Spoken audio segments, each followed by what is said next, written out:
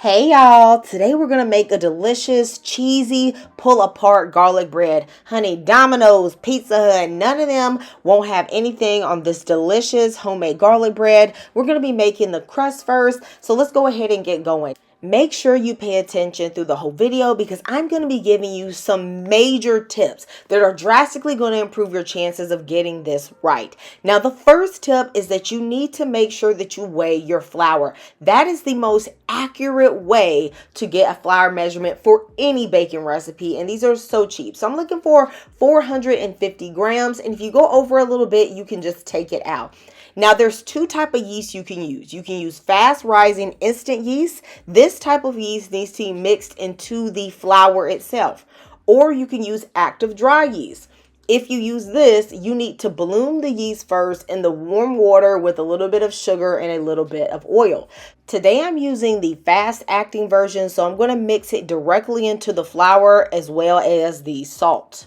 And baby, there is no need to be afraid of working with yeast. I know some of y'all is afraid to work with yeast because all y'all think of is monostat and misery. Baby, we ain't talking about that type of yeast, okay?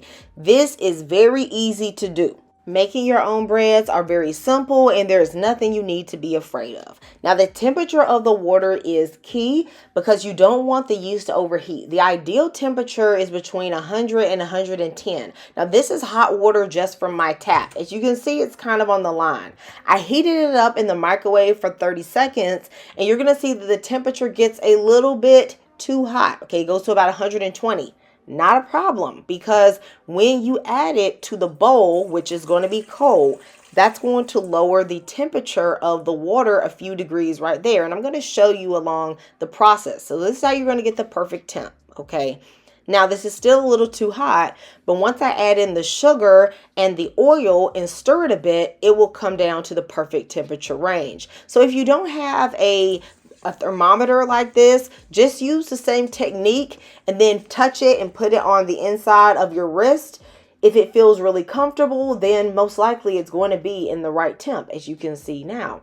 If you are using the active dry yeast, this is the moment where you would put in the yeast and let it sit for about 5 minutes to bloom. But remember, I'm using the instant yeast, so it's already in my flour. I like to use a whisk just to break up any initial lumps. I'm going to add about a cup of flour at a time and mix it. You don't use your hands at this point because this dough is sticky. Okay, I don't want it all on my hands yet. Okay.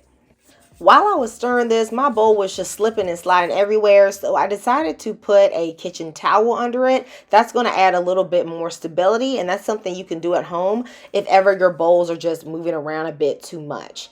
After I've put in a few cups, I just added in the rest of my flour and I began to stir this with a wooden spoon. At this point, the dough is going to start coming together and it's going to be forming. You're going to have a little bit excess flour left on the side of the bowl, but you're going to have to put your back into this one. Okay, I know I told y'all with biscuits, you ain't got to put your back in it.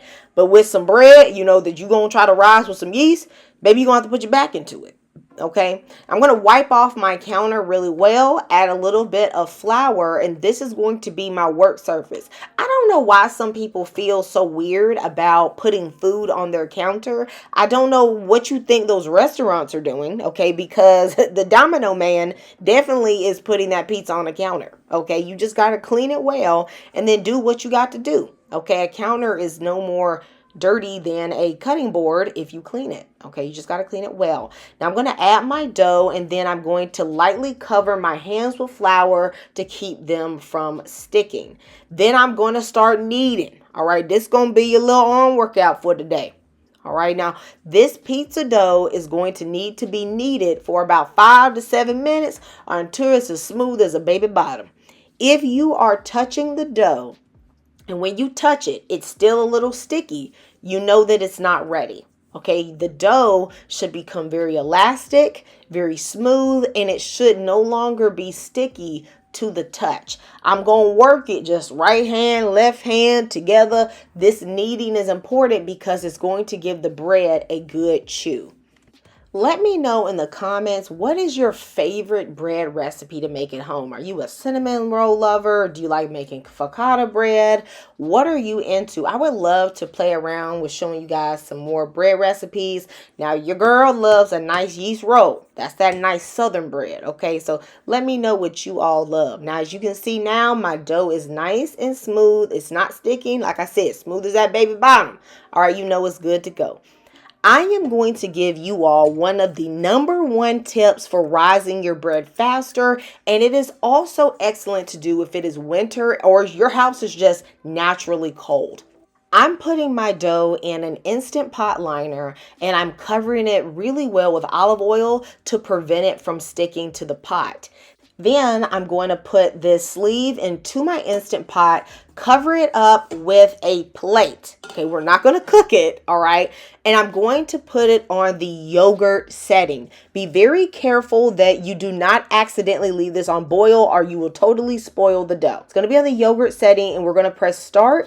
And you're going to let this rise until it doubles. That can take anywhere from 45 to 75 minutes if you're rising in the Instant Pot. And if you're just rising in a warm area in your home, about 60 to 90 minutes would be appropriate. This really works because the same temperature that is comfortable to ferment yogurt is also the perfect temperature for fermenting yeast.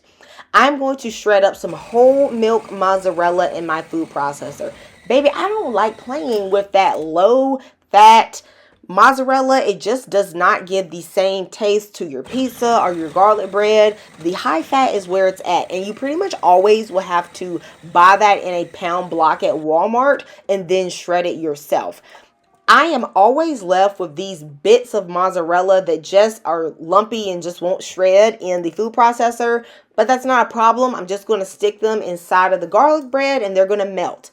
This is another key to some delicious creamy garlic bread.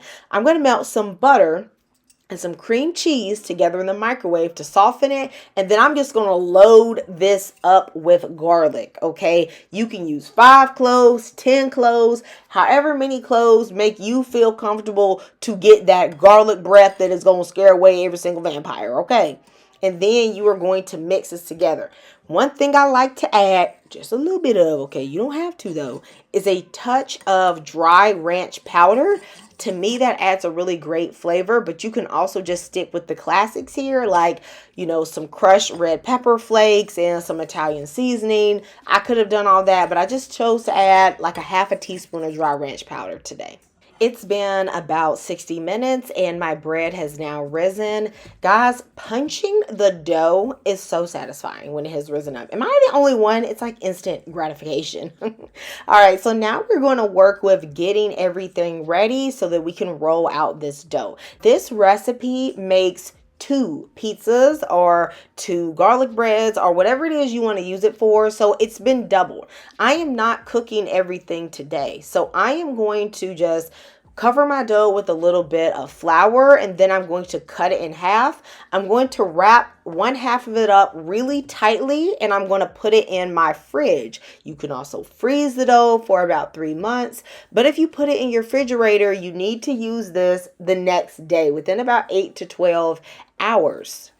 The other half of this dough I made a cast iron skillet pizza with, and if you'd like to see that recipe, let me know in the comments because it's one of the few ways you can actually get a crispy bottom pizza at home, and it was so delicious. So I'm going to cover this dough with flour and then I'm going to start stretching it out lightly. If I was doing this as a pizza dough, like actually making a pizza, I really wouldn't roll it out too much because I can just stretch it out with my hand. However, I need this to look somewhat rectangular, or at least I want it to look somewhat rectangular, okay? So I'm going to use my rolling pin to gently roll this out until it gets to about 1/4 of an inch thickness or so. It just depends on how thick you want it. I am doing a stuffed garlic bread, so I'm putting it thinner than I would like because I'm going to fold it over. If you're going to do a thicker garlic bread and you're not going to stuff it, then of course you can leave it thicker. I'm going to cook my garlic bread on a buttered baking sheet. Now, mind you, this is not the best option for pizza. You really need a pizza stone or a pizza baking sheet with the holes at the bottom in order for that bottom to become super crispy. You could even use a cast iron skillet baking sheet that you preheat a little bit. Even that would work. Now, I don't have any of those things, and this garlic bread is way too big for my cast iron skillet. So these are some things to keep in mind. You will see later on that I tried to do a couple things to remedy this softer bottom. First, I'm going to spread out that garlicky cream cheese mixture, which is going to be super delicious. Then I'm adding tons of mozzarella cheese as well as some parmesan cheese. You can use cheddar cheese, like a mild one. That would also be great. You can use whatever cheese you like. However, I do recommend using mozzarella because it's going to have that cheese pull. Before you bake your garlic bread, you want to go ahead and cut them into sticks so that when you take it out the oven, you don't have to cut it and you can get that ultimate cheese pull. I'm going to add more cheese on top, and you can just do this to your heart's content. I think I ended up using about 8 to 9 ounces of cheese, but I'm going to be honest with you, I did not measure. I just used it until I felt like it was enough. For a little bit of flavor and color, I'm going to shake a little bit of Italian seasoning, and then I'm going to pop this into a preheated oven at 375 degrees. You want to let it cook until the edges are lightly golden brown, the cheese is melted, it's nice and bubbly. For me, this took about 25 minutes.